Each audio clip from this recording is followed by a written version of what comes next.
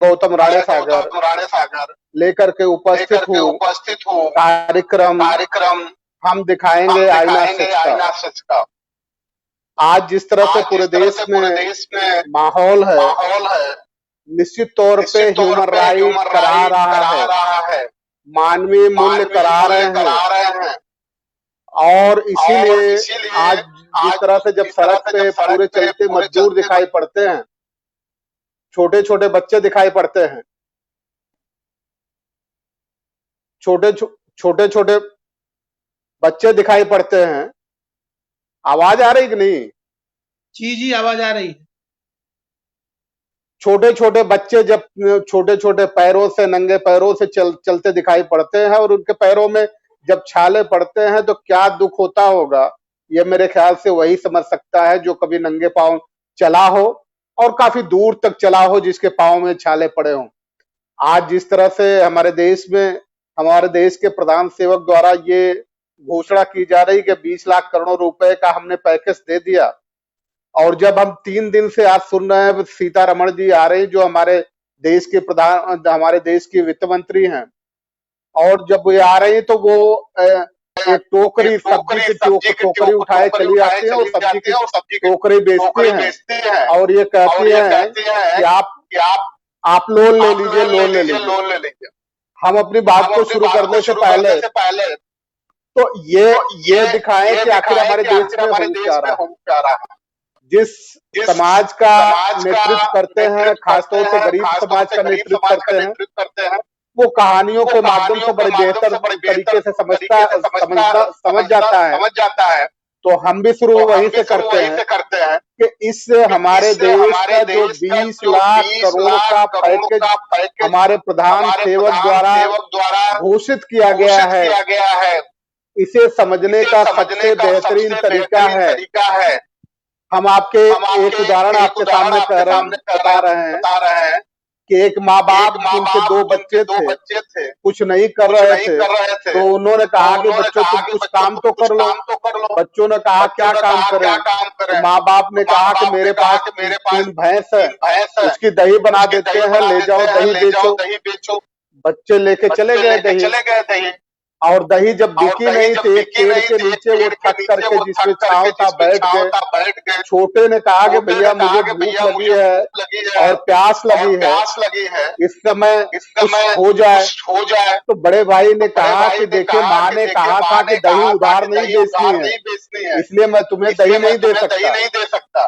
थोड़ी देर के बाद बड़े भाई को भी भूख लगी, उसने कहा कि मुझे भी भूख लग रही, प्यास लग रही है। तो छोटे ने कहा कि भैया याद रखो माँ ने कहा है कि कोई चीज उधार नहीं बेचना है। तो बड़े ने कहा कि मेरे पास 25 पैसा है, तुम 25 पैसा रख लो, मुझे दही दो। तो बड़े छोटे ने 25 पैसा रख करके उसको दही दे दिया। फिर जब छोटे को भूख लगी तो उसने कहा कि भैया मेरे पास 25 पैसा है, तुम 25 पैसा रख लो, दही दे दो। तो ऐसे 25 पैसा इधर से उधर घूमता रहा और दही पूरी की पूरी खाली हो गई। हमारे देश के प्रधानमंत्री जी का ये जो 20 लाख करोड़ का पैकेज घोषित किया गया है, ठीक उन दोनों भाइयों के तरह व्यवसाय चल रहा है। 25 पैसा बचा रह गया जो लेकर के वो घर से निकले थे और पूरी की पूरी दही दो के दोनों चट कर गए। उसी तरह हमारे देश के प्रधानमंत्री का जो बजट है, पहले उन्होंने बजट प्रस्तुत किया, अब आप देख लिए आज के दिन में वो कह रहे हैं कि 20 लाख करोड़ का हमने पैकेज दिया है, लेकिन साथ साथ ये भी कहते हैं कि जो पहले दिए गए हैं उसको भी ध्यान रख लीजिए। तो पहले क्या दिए गए हैं कि 8,40,000 करोड़ रुपया स्टेट बैंक ऑफ इंडिया ने जो लोन बांटे हैं और जो अपना नुकसान सहा है उसको भी जोड़ लीजिए। इसके बाद 1,70,000 करोड़ रुपए का जो पहले पैकेज घोषित किया गया था प्रधानमंत्री द्वारा, वो भी इसमें जोड़ लीजिए। 1,70,000 करोड़ और 8,40,000 करोड़ को जोड़ लीजिए तो 10,10,000 करोड़ से निकल गया पहले से ही। फिर इनका बजट कितने का बचा, सिर्फ 9,90,000 करोड़ का। और इन्होंने जो विकास कार्य शुरू किया है, जैसे विकास कार्यों में अगर हम नाम लें तो विकास कार्यों का नाम शुरू होता है सबसे पहले प्रधानमंत्री जन धन योजना 33,74,दशमलव 89 करोड़ का है। पीएम मुद्रा योजना 1,00,000 करोड़ का है। अटल पेंशन योजना 10,000 करोड़ की है। प्रधानमंत्री आवास योजना 27,500 करोड़ के हैं। संसद इस तरह से अगर इनके पूरे के पूरे 54 हम योजनाएं देख लें तो 54 योजनाओं के जो बजट बनता है वो 25 लाख करोड़ का बनता है। और 25 लाख करोड़ का बजट बनता है। एसबीआई ने कैसे दिखाया कि हमने देश आपके कहने पर देश को पैसे दे दिए। एसबीआई कहता है कि सबसे पहले 2,80,000 करोड़ जब आपने मुझसे कहा कि ब्याज दर घटाइए, ब्याज दर घटाने पे 2,80,000 करोड़ का मेरा नुकसान होता, वो हमने आपके कहने पर देश को दे दिया। दूसरा वो कहता है कि 3,74,000 करोड़ का हमने रेपो रेट घटाया है। 1,37,000 करोड़ का सीआरआर घटाया है। 1,37,00,000 का सैचुरेटरी जो स्कीम होती वो घटाया है। 70,000 करोड़ हमने आपके एनबीएफसी को दिया है। 50,000 करोड़ नाबार्ड को दिया है। 50,000 करोड़ म्यूचुअल फंड को हमने दिए हैं। तो ये एक तरह से किस तरह की धूर्तता पूरे देश के सामने चल रही है। जिस तरह से प्रधानमंत्री जी ने अपने स्पीच में भाषण देते समय 5 मरतबा मजदूरों को, प्रवासी मजदूरों की बात की। अगर प्रवासी मजदूरों की बात को वो ध्यान में रखते तो निश्चित तौर पे जो 600 रुपया सबसे पहले गाड़ी पे चढ़ने के लिए, ट्रेन पे चढ़ने के लिए मेडिकल सर्टिफिकेट का वो देते हैं, वो मेडिकल सर्टिफिकेट सरकार मुहैया कराती। इसके बाद ये सरकार अब बार बार कह रही कि 85% टिकट की कीमत हम देते हैं, यानी सेंट्रल देता है। 15% टिकट की कीमत स्टेट देता है। ऐसी स्थिति में जो प्रवासी मजदूर हैं जब वो ट्रेन पे चढ़ते हैं तो बाकायदा टिकट खरीद करके चढ़ते हैं। तो अब आप समझिए कि जिसने टिकट खरीदा है वो झूठ तो नहीं बोल रहा है। तो झूठ कौन बोल रहा है? इस देश में इतने बड़े पैमाने पे झूठ बोलने की परिपाटी क्यों शुरू की जा रही है? ये मसले हैं हमारे देश के सामने और इस मसले को समझने की जरूरत है। हम जानते हैं कि जिनके सामने अर्थशास्त्र की बात कर रहे हैं वो अर्थशास्त्र ज्यादा नहीं समझ पाते। इसलिए जिस दिन हमारे देश के प्रधान सेवक जी ने कहा कि 20 लाख करोड़ रुपया हम दे रहे हैं, पैकेज दे रहे हैं, तो लोगों को लगा कि शायद पैकेज मिल रहा है। हमें एक बात स्पष्ट करके चलनी है कि 2 में से धोखा कौन दे रहा है? प्रधानमंत्री जी कह रहे हैं कि 20 लाख करोड़ रुपए का मैं पैकेज दे रहा हूँ, लेकिन निर्मला सीतारमण जी जो हमारे देश की फाइनेंस मिनिस्टर हैं वो ये कहते हैं कि ये पैकेज नहीं है, आपको लोन लेना होगा। 3 महीने तक हम उसका ब्याज नहीं लेंगे। 3 महीने तक आपको इंस्टॉलमेंट जमा नहीं करना पड़ेगा, इसके बाद ब्याज भी जमा करना पड़ेगा, इंस्टॉलमेंट भी जमा करना पड़ेगा। अगर आप डिजिटल ट्रांसफर करेंगे तो आपको थोड़ा बहुत इंसेंटिव दिया जाएगा।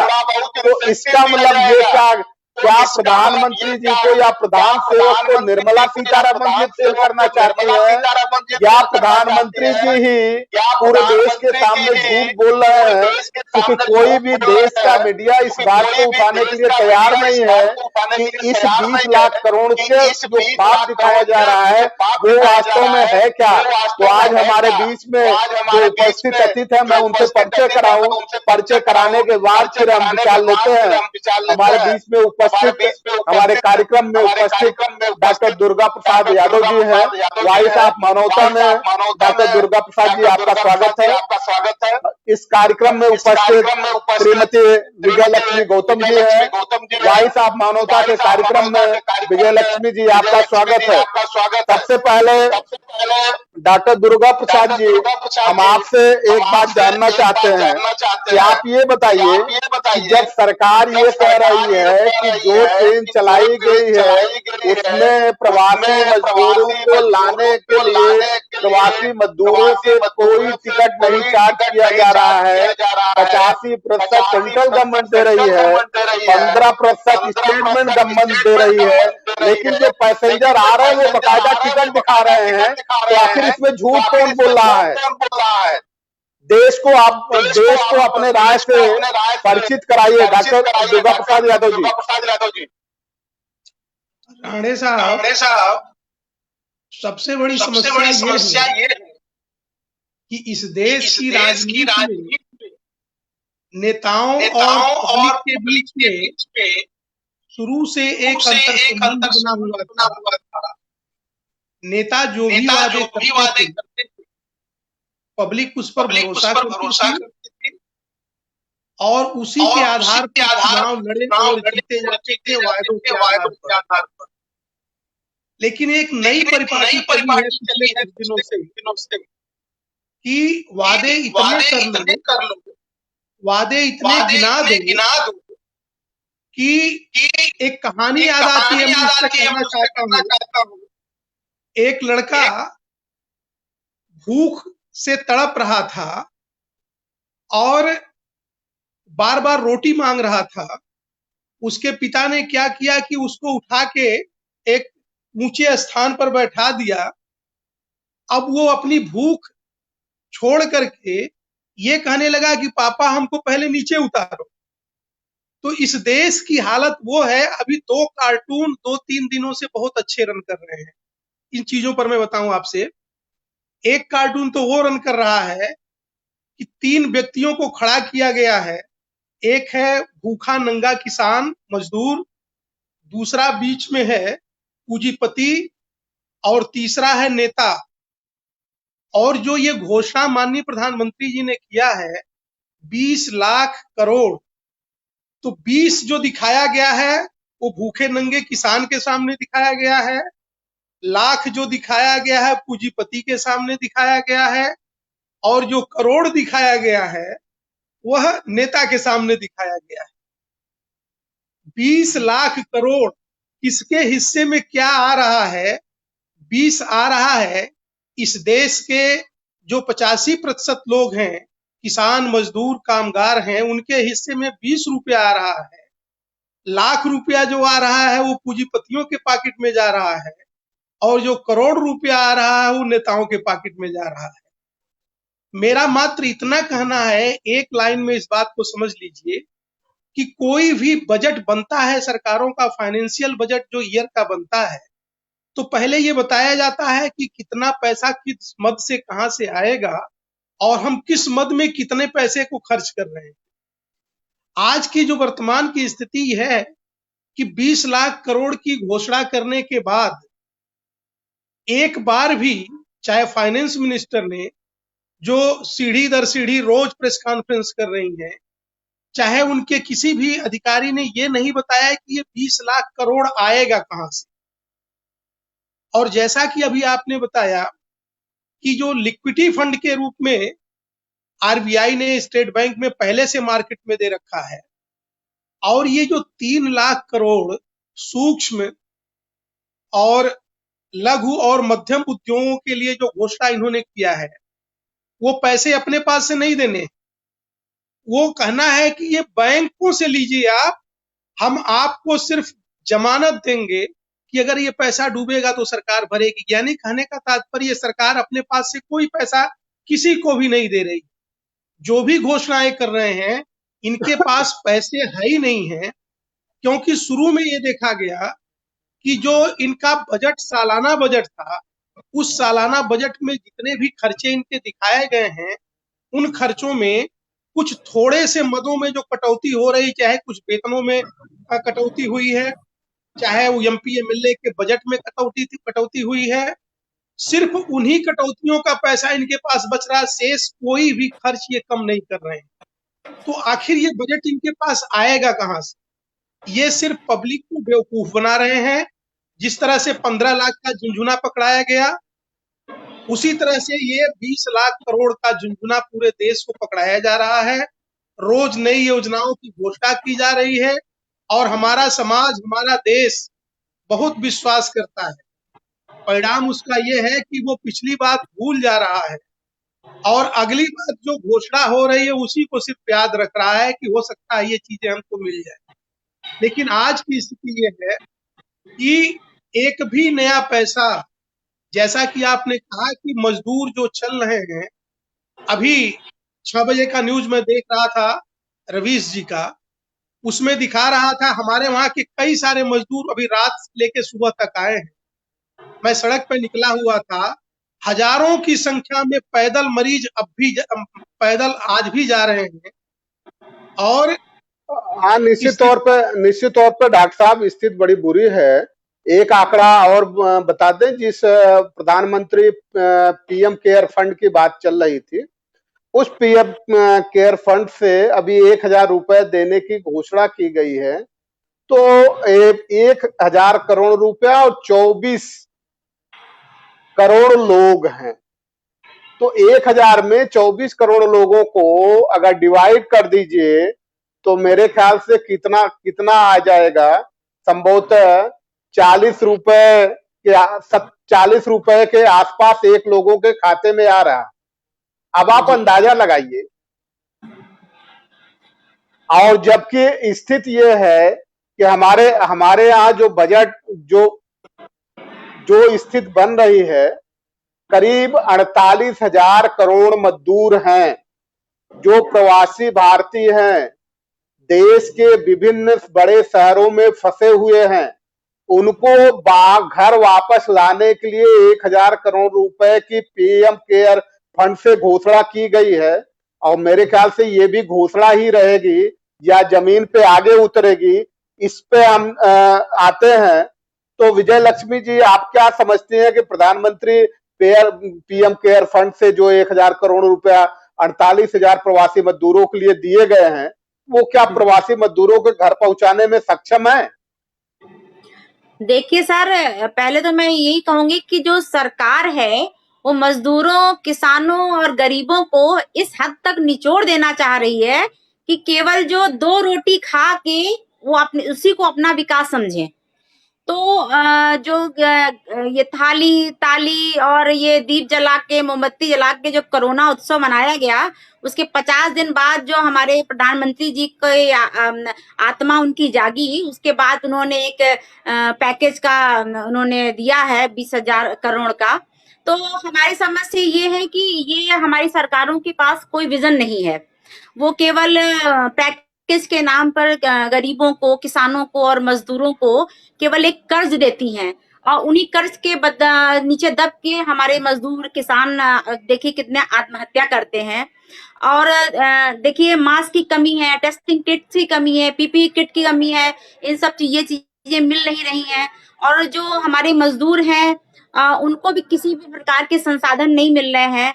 बताइए, देखिए कितने हजार किलोमीटर की यात्रा वो करके आ रहे हैं। सरकारें कहती हैं कि हम जो है उनको पहुंचाने की व्यवस्था कर रहे हैं, लेकिन वही है कि मजदूरों का, किसानों का शोषण हो रहा है, उनकी आवाज को दबाया जा रहा है। और इसका मूल कारण भी है क्योंकि जो मजदूर वर्ग के लोग होते हैं ज्यादातर बहुजन समाज के होते हैं, इसीलिए उनके साथ जो ये अमानवीय व्यवहार किया जा रहा है। अब चूंकि लॉकडाउन हो गया, उद्योग धंधे बंद है, कर्मचारियों को उनको सैलरी उनको नहीं मिल रही है, किसी को मिली तो आधी मिली, मजदूरों को निकाल दिया गया। अब मजदूरों के पास ना पैसा है, ना रोजगार है, ना अनाज है। जब भूखे मरने की नौबत आई तो वो क्या करेंगे? इन्होंने अपने गृह राज्य की तरफ पलायन करने का सोचा। क्या ये मजदूर इस देश के नागरिक नहीं है? फिर इनके साथ ये दोहरा व्यवहार क्यों किया विजय जा रहा विजय है? विजय विजय विजय लक्ष्मी जी, एक हमारा जी जी छोटा सा प्रश्न ले लीजिए। जी जी जी जैसे आप कह रहे हैं कि वो बहुजन समाज के लोग हैं, गरीब जी लोग जी हैं, और जी इसलिए सरकार उन पे ध्यान नहीं देती है। तो जी चलिए हम ये मान लेते हैं कि सरकार को ध्यान देना चाहिए, सरकार ध्यान नहीं दे रही है। और सरकार अगर ध्यान नहीं दे रही है, तो अगर ये कहा जाए कि एक बार और मैं बात कर रहा था कि हमारे साथ वो प्रोफेसर कालीचरण स्नेही थे, तो वो कहे कि ये सारे मजदूर चूंकि बहुजन समाज के हैं, दलित के हैं, बैकवर्ड के हैं, जी इसलिए जी जी सरकार ध्यान नहीं दे रही। तो आप हम्म, जब ये देखा जाए तो मजदूरों की संख्या ऐसा नहीं है कि मजदूरों में केवल दलित के हैं और पिछड़े के हैं। हाँ, उसमें और सारे लोग हैं, संख्या उनकी जी कम जी हो सकती है, हाँ कम है जी लेकिन उनके, हाँ, संख्या बहुत कम हो सकती है, जी लेकिन उनके लोगों ने अपनी गाड़ियां भिजवा करके, जैसे ही लॉकडाउन खुला, अपनी गाड़ियां भिजवा करके अपने लोगों को मंगा लिया। तो जिस जी जी बहुजन समाज की बात कर रहे हैं और जिसकी बात हम लोग कर रहे हैं, तो जी उनमें जी से कौन ऐसा आगे आया जो कहे कि ठीक है, मैं 100 बस नहीं लगा सकता, एक बस का जी किराया मैं दे रहा हूं जो 30-35 लोग आ सकते हैं, कि सरकार ये 30-35 बस का किराया ले, हमारे लोगों को लाए। कितने लोग जी ऐसे आए आगे? हाँ देखिए, ये आपने बहुत सही प्रश्न पूछा सर कि हमारे जो बहुजन आवाज नहीं आ समाज रही के। है। जी सर। हेलो। आवाज साफ नहीं आ रही है। हाँ, हमारी आप जो अपनी बहुजन बात कहें। हमारे बहुजन समाज के जो लोग हैं, उनमें भी इस चीज की कमी है कि उन्होंने अपने समाज के लोगों का ध्यान नहीं रखा। जब वो पढ़ लिख कर अच्छे पदों पे पहुंच गए हैं, नेता बन गए, विधायक बन गए, सांसद बन गए हैं, तो उन लोगों ने अपने समाज के लोगों का ध्यान नहीं रखा। इसीलिए हमारा समाज शोषण का शिकार हो रहा है। तो इसमें तो हम जो हमारे नेताओं हैं उनको उनका भी विशेष ध्यान आकर्षित करूंगी कि वो लोग भी अपने आंख और कान बंद करके बैठे हुए हैं। अगर सभी लोग मिलजुल कर प्रयास करें तो ऐसा नहीं कि मजदूरों की समस्या को हल नहीं किया सकता है। सभी लोगों का जो एकजुट होकर अगर प्रयास करेंगे तो इस समस्या का समाधान हम लोग निकाल सकते हैं। और दूसरे ये है कि सर, इसी लॉकडाउन में भी मजदूरों को के जो शोषण का जो क्रम जारी है। देखिए, अभी ये यूपी गवर्नमेंट और ये मध्य प्रदेश की सरकार है और गुजरात की सरकार ने वो जो 38 जो अध्यादेश लाके जो श्रम कानून को उन्होंने रोका है, और जो इस समय मौजूदा कानून था उसके ऊपर 3 साल के लिए रोक लगा दी गई है।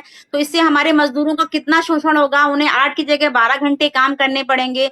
जो उनको कानूनी अधिकार मिले हुए थे, जो उनको सुरक्षा मिली हुई थी, उससे वो महरूम हो जाएंगे, अपने हक की आवाज नहीं उठा पाएंगे नहीं और नहीं, उनका शोषण और विजय उनका लक्ष्मी शोषण जी, और ज्यादा विजय बढ़ जाएगा। विजय लक्ष्मी जी, विजय जी जी लक्ष्मी जी, हम आपकी बात समझ रहे हैं। आप ये कहना जी चाहते हैं कि जो मजदूर एक्ट में, लेबर लॉ में जो जी संशोधन जी किए गए हैं, उससे उनसे इन मजदूरों का काफी शोषण होगा। जी तो जी सरकार कैसे बनती है? सरकार तो वोट से बनती है, जी और जी जी वोट की ज्यादा संख्या जिनकी आप बात कर रहे हैं उनकी है। और जिन जी जी मजदूरों की आप बात कर रही हैं, ये सच है कि आज पूरा देश ही नहीं, पूरी दुनिया उनके साथ है, उनके साथ जी सहानुभूत रख रही है। जी लेकिन जी उनमें से उठा करके अगर आप पूछ लीजिए, तो जी कभी तकरीबन 50% मजदूर ऐसे हैं जिन्होंने दारू पी करके भाजपा को वोट दिया है, 1000 जी जी रुपए लेकर के वोट दिया है, 500 रुपए लेकर के वोट दिया है।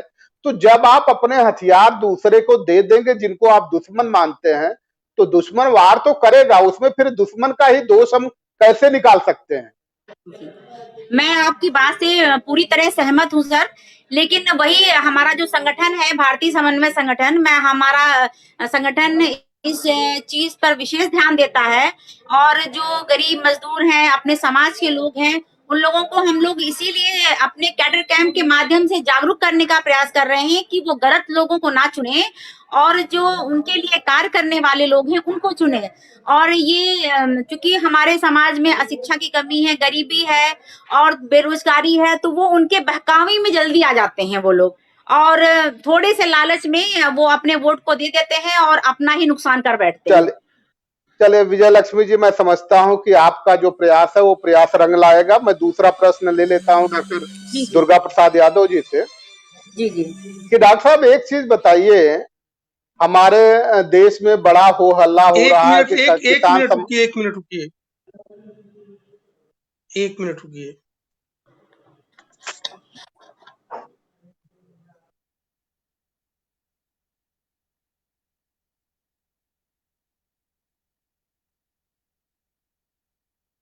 विजय लक्ष्मी जी आप अपनी बात जारी रखें। देखिए सर, अब चूंकि जन्म ये सीएम केयर फंड है, पीएम केयर फंड बनाया गया है, इसमें जो है जो हमारे जो कर्मचारी हैं, अधिकारी हैं, उनके एक ही दिन का वेतन ले लिया गया। तो विश्व की 5वीं सबसे बड़ी अर्थव्यवस्था है, यहाँ पर जो प्रधानमंत्री केयर फंड में जो पैसा गया है, अभी तक उसका हिसाब किताब नहीं आया कि कितना पैसा उन्होंने बटोरा है। दूसरी चीज, इन्होंने विश्व बैंक से और एशियन डेवलपमेंट बैंक से 194 अरब करोड़ रुपए इन्होंने कर्ज लिया है, भारत सरकार ने। और वो कर्ज किसके नाम पे लिया? हम जनता के नाम पे लिया है। तो वो कर्ज किसको दिया गया? हम जनता को दिया गया, और हम जनता कर्जदार हैं, और हम ही लोगों को उस कर्ज की भरपाई करनी पड़ेगी। तो जो सरकारें हैं ये आंख कान बंद करके बैठी हुई हैं, बिल्कुल उदासीन हैं। और जो हमारा जो विपक्ष है वो भी बिल्कुल गूंगा बहरा बना हुआ बैठा हुआ है, उसको कोई मतलब नहीं है, विपक्ष एकदम कोई शांत बैठा है। मजबूरियां होंगी नहीं विजय सर, लक्ष्मी जी, मजबूरी वो नहीं है। विपक्ष की कोई मजबूरियां होंगी? सर मजबूरी नहीं है, वो एक्चुअली क्या है ना कि जब हमारे ये जो विपक्ष के लोग भी खा के मोटे हो गए हैं, तो उनको जो गरीब वर्ग है, जो मजदूर वर्ग है, हाँ, जो बहुजन समाज के तो लोग हैं, उनकी चिंता नहीं है। यही ये यही लोग केवल मैंने अपना पेट बिल्कुल भरना चाहते हैं। बिल्कुल आप विजय लक्ष्मी जी आप बिल्कुल सही बात कर रहे हैं। जब खा के मोटे हो गए हैं तो चल फिर जी नहीं सकते हैं, उनको जी जी जी। एक्सरसाइज कराइए। मेरे हाँ ख्याल से हाँ हाँ हाँ। एक्सरसाइज करेंगे तो रास्ते पा जाएंगे। डॉक्टर साहब जी आपके जी सर। पास आते हैं हम। डॉक्टर साहब आपके पास आ रहे हैं, आवाज आ रही है आपको? डॉक्टर साहब आपको आवाज आ रही है? चलिए, डॉक्टर साहब को आवाज नहीं आ रही है तो हम आपसे ही बात कर लेते हैं विजय लक्ष्मी जी। जी जी सर। जी निश्चित तौर पे देखिए, हम लोगों को जिस तरह से अगर हम विरोध करें कि वो ठाकुर है, वो ब्राह्मण है, बड़ा उन्होंने शोषण किया है, तो इससे बहुत बात मेरे ख्याल से बनने वाली नहीं है।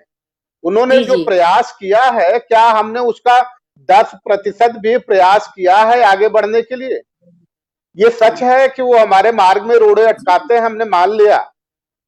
जी जी लेकिन आपके मार्ग में सबसे ज्यादा रोड़े तो आपके ही लोग हैं, जिनको आप कह रही थी कि जो बाबा साहब डॉक्टर अंबेडकर के नाम पे रिजर्वेशन पा गए हैं, उनके प्रयास से रिजर्वेशन पा गए हैं।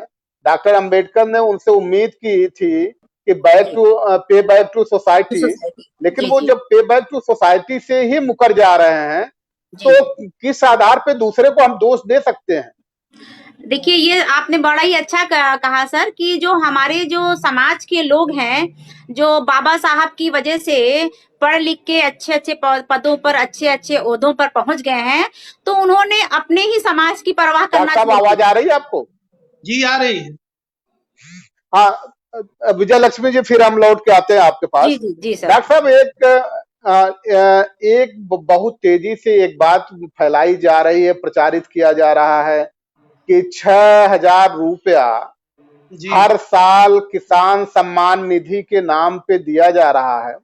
जी मेरे ख्याल से ये सितंबर की बात है, शायद आपके जिले गोरखपुर से ही शुरुआत हुई थी। जी 2,000 रुपए किसान सम्मान निधि के नाम पे हर जी खाते में ट्रांसफर करने के, और संभवतः जी कुछ अकाउंट में ट्रांसफर हुए थे, लेकिन जी। 4 दिन के बाद सारे बैंक ने उन पैसे को वापस ले लिया था। तो इस दिशा में आप क्या कहना चाहेंगे? नहीं, ये सूचना तो मिली थी, लेकिन हमारे वहां ऐसा कोई एविडेंस नहीं रहा कि लगता है जिसके डॉक्टर साहब आधार का पर फिर हम। हमसे संपर्क टूट गया है, हाँ, तो जब जुड़ते हैं तो फिर हम लौट करके आएंगे। तो आप आवाज अपनी तो बात आपकी आ जारी रही रखें है। विजय लक्ष्मी जी। आप देखिए, आपकी इस आवाज बात तो को मुझे मिल रही है। एक उदाहरण हम आपके सामने रखना चाहते हैं। आपकी एक आपकी आवाज मुझे एक मिल रही है। बहुत ही फेमस शूटर थे, उनका नाम था कैरोली कैरोली टैकेक्स। तो वो 1938 में जन्म। डॉक्टर साहब आप आ गए? आवाज आ रही है? तो मुझे लगता है आज कुछ ज्यादा टेक्निकल डिफरेंसेज हैं और ग्लिचेज आ रहे हैं। डॉक्टर साहब आवाज आ जाए तो बता दीजिएगा, आप अपनी उपस्थिति आ जाए तो बता दीजिएगा। तो हम ये कह रहे थे विजय लक्ष्मी जी, आप समझिए, तो वो शूटर थे 1938 के ओलंपिक में शामिल हुए और उसमें मेडल नहीं जीत पाए। इसके बाद 1938 के बाद चूंकि वो मिलिट्री में थे तो मिलिट्री का प्रैक्टिस शुरू होने लगा। उस प्रैक्टिस के दरमियान उनके दाएं हाथ में ग्रेनेड आकर के गिरा और उनका दाहिना हाथ चला गया। उसी दाहिने हाथ से वो शूटिंग करते थे। इसके बाद क्या हुआ, फिर वो लेफ्ट हैंड से अपना प्रैक्टिस शुरू किए और लेफ्ट हैंड से जब उन्होंने प्रैक्टिस शुरू की तो 1940 के ओलंपिक में उपस्थित हुए, अपीयर हुए, तो उनके साथियों ने कहा कि करेली, मैं तुम्हारे साहस की दाद देता हूं कि इतने के बावजूद भी तुम हम लोगों का उत्साहवर्धन करने आए हो। करौली ने कहा कि नहीं नहीं, ये गलतफहमी में मत रहो, मैं तुम्हारा उत्साहवर्धन करने नहीं आया हूं, मैं तुम्हें चुनौती देने आया हूं, क्योंकि गोल्ड पे मेरा ही अधिकार है और जब गोल्ड पे मेरा ही अधिकार है तो दूसरा कोई उस पर अधिकार नहीं कर सकता। बहरहाल 1940 में उस समय द्वितीय विश्व युद्ध की घोषणा हो गई। फिर 1944 आ गया। डॉक्टर साहब आप आ गए क्या? जी 1944 आ गया, उसमें भी हो गया। 48 में उसने गोल्ड मेडल जीता और 1952 में गोल्ड मेडल जीता। तो जो आपके पास नहीं है उसकी चिंता छोड़िए, जो है उस पर फोकस करिए। तो डॉक्टर साहब हम ये कह रहे थे, किसान सम्मान निधि के नाम पे 2-2 हजार रुपए आपके जिले में ट्रांसफर किए गए जी और ये सितंबर की बात है। इसके बाद 4 दिन के बाद एक न्यूज आती है कि बैंक ने, जिन जिन बैंकों ने ट्रांसफर किया था उन बैंकों ने वो पैसे 2-2 हजार रुपए वापस ले लिए। ये क्या गेम है, हमें नहीं समझ में आ रहा, जरा समझाने की कोशिश करें। अब इसमें स्थिति यह है कि कोई प्रामाणिक तथ्य तो नहीं है, लेकिन न्यूज में हमने भी देखा था। हम लोगों को तो मिलना नहीं है, हम लोग छोटे किसान हैं, फिर भी हम लोगों के खाते में तो आना नहीं है, तो इस नाते ये पता नहीं चल पाया। आया होता, गया होता तो पता चलता, लेकिन न तो आया न तो गया, तो हम क्या बताएं इस बात में। लेकिन न्यूज हमने भी देखा था, कुछ प्रेस में भी छपा था कि पैसा आया और फिर पैसा वापस चला गया। अब कितनी सच्चाई है ये तो गोदी मीडिया और वो सरकार ही बता सकती है। नहीं डॉक्टर साहब, एक जो है, आज चूंकि हम लोगों के ये जो नेट है, नेट प्रॉपरली काम नहीं कर रहा है, लेकिन इसको जी समझने की कोशिश करते हैं। एक बार जी एक छोटी सी एक जो डकैतों के खेमे में कवि सम्मेलन हुआ, उसने सारे कवियों को बुलाया और कवियों जी को बकायदा पारिश्रमिक दिया। जब पारिश्रमिक लेकर के सारे कवि वापस जाने लगे तो उसने अपने डकैतों को ही भेज करके सरदार ने लुटवा लिया। तो जी किसी कवि ने हिम्मत करके प्रश्न कर लिया, करे भाई ये क्या तमाशा है, तुम्ही ने पारिश्रमिक दिया और तुम ही लुटवा रहे हो। तो उसने बड़ा खूबसूरत जवाब दिया कि पारिश्रमिक देना तो मेरा वहां फर्ज बनता था, क्योंकि हमने आपको बुलाया था, लेकिन लूटना तो मेरा पेशा है ना। तो कहीं सरकार भी इसी तरह तो नहीं देश के पब्लिक के साथ कर रही है? नहीं, वो तो कर ही रही है। जैसे अभी मैं आपको बताऊं, एक उदाहरण अभी सुन लीजिए। पहले दिन परसों निर्मला ताई ने जो एक घोषणा किया कि जो इनकम टैक्स भरने वाले लोग हैं उनको 3 महीने की छूट दे दी कि नवंबर तक वो इनकम टैक्स भर सकते हैं। लेकिन इस छूट का मतलब ये तो नहीं हुआ कि उनके इनकम टैक्स माफ कर दिया गया। वो तो इनकम टैक्स भरना ही भरना है। फर्क इतना है कि आज के बजाय 3 महीना तक उनको समय दे दिया गया, लेकिन इस बीच ये 3 महीने का इंक्लूड करके उनको इनकम टैक्स देना है। और एक हमारे वहां देहात में कहावत चलती है कि अंधा बाटे रेवड़ी घरे घराना खाए, कभी सुना होगा आपने। तो जो स्थिति है इसकी, कि अभी निर्मला ताई ने कहा कि हमने 80 करोड़ लोगों को भोजन दिया है। 80 और करोड़ उनकी परिवार को, 80 करोड़ नहीं, ये परिवार को। नहीं, निर्मला ताई ने 80 करोड़ लोगों की बात कही, लेकिन वो जो मैडम है, क्या नाम है उनका, रायबरेली स्मृति वाली ईरानी। स्मृति स्मृति ईरानी ईरानी। ने कहा, श्रीमती अमेठी स्मृति की ईरानी ने, अमेठी की सांसद हैं, वो रायबरेली की नहीं। अमेठी की सांसद हैं, उन्होंने ये कहा कि हमने 80 करोड़ परिवारों को भोजन दिया। अब सवाल ये है कि 80 करोड़ राशन परिवारों बांटा, को, 80 करोड़ परिवारों को राशन बांटा। तो 80 करोड़ परिवार में भूगोल का विद्यार्थी रहा हूं। अगर एक परिवार में पिता, पुत्र, बहू, बेटे और माँ बाप मिलके 4 या 5 ही मान लिए जाएं, तो इसका मतलब ये हो क्या कि इस देश की जनसंख्या लगभग 400 करोड़ की हो गई। तो नहीं ये नहीं, इसमें स्थिति, तो देखे डॉक्टर साहब, इसमें कोई दो राय नहीं कि उन्होंने, स्मृति ईरानी जी ने कोई गलत बात नहीं कही है। जब हमारे देश के प्रधानमंत्री जी कह सकते हैं कि 600 करोड़ लोगों ने उनको वोट किया है, तो उसमें कोई गड़बड़ नहीं। उन्होंने अगर ये कहा कि 400 करोड़ लोगों को अगर उन्होंने राशन बांटा है तो कोई गड़बड़ी नहीं है। चेली तो आखिर उन्हीं की है ना, उन्हीं के मंत्रिमंडल की सदस्य है ना। तो इसमें मुझे नहीं लगता कि कोई गड़बड़ी वो कर रही है। एक्चुअली हो क्या रहा राणे साहब कि इस देश में लोकतंत्र नाम की कोई चीज नहीं रह गई। पूरा देश पीएमओ ऑफिस से चल रहा है और पूरा प्रदेश उत्तर प्रदेश का योगी ऑफिस से चल रहा है। न किसी मंत्रिमंडल से मतलब है, न किसी शासन व्यवस्था से मतलब है। प्रधानमंत्री आके घोषणा कर देता है, अब उस घोषणा को लाग लपेट पूरा करने के लिए उसको जनता में किस तरह से प्रसारित किया जाए, ये मंत्रिमंडल के सदस्य बारी बारी से आकर के जनता को समझाने का काम कर रहे हैं। ये काम प्रधानमंत्री का नहीं है, ये काम समूचे मंत्रिमंडल का है। और उसके लिए इस सरकार की दुर्भाग्य ये है कि ये बोलते पहले हैं, नीतियां बनाते हैं बाद में, और वो भी नीतियां परफेक्ट नहीं है। जो भी नीतियां बनाते हैं ये, वो नीतियां सिर्फ नीतियां बनती हैं, जमीन पर कभी क्रियान्वित आज तक पिछले 6 वर्षों में कोई नीति जमीन पर क्रियान्वित नहीं हुई। इनका जो भी घोषणा पत्र रहा, आज मैं एक लेख पढ़ रहा था अमेरिका के एक बड़े लेखक का, उसने ये लिखा है कि माननीय मोदी जी ने पूरे देश को, अपने मंत्रिमंडल को भी अवॉइड करके नोटबंदी की घोषणा की थी। और वो भी नोटबंदी की घोषणा जो की थी, वो अमेरिका के लोगों के कहने पे की थी। बाकायदा प्रमाण के साथ उसने साबित किया है कि नोटबंदी की घोषणा देश के लोकतंत्र को धक्का बताते हुए। डॉक्टर साहब, ये चूंकि समय हमको बहुत इजाजत नहीं दे रहा है, थोड़ी गड़बड़ी भी आ गई है, फिर निश्चित तौर पे हम आपके अनुभव का, आपके ज्ञान का, वॉइस ऑफ मानवता लाभ उठाना चाहेगी। और इसमें कोई दो राय नहीं। आपने बहुत बड़ा आरोप लगाया है, तो निश्चित तौर पे अगर आपने बड़ा आरोप लगाया है तो उस आरोप को हम जरूर आपसे समझना चाहेंगे। लेकिन अभी आज समय इजाजत नहीं दे। राणे साहब, मैंने उसको पोस्ट भी किया, बाकायदा प्रमाण के साथ फेसबुक पे पोस्ट भी किया है।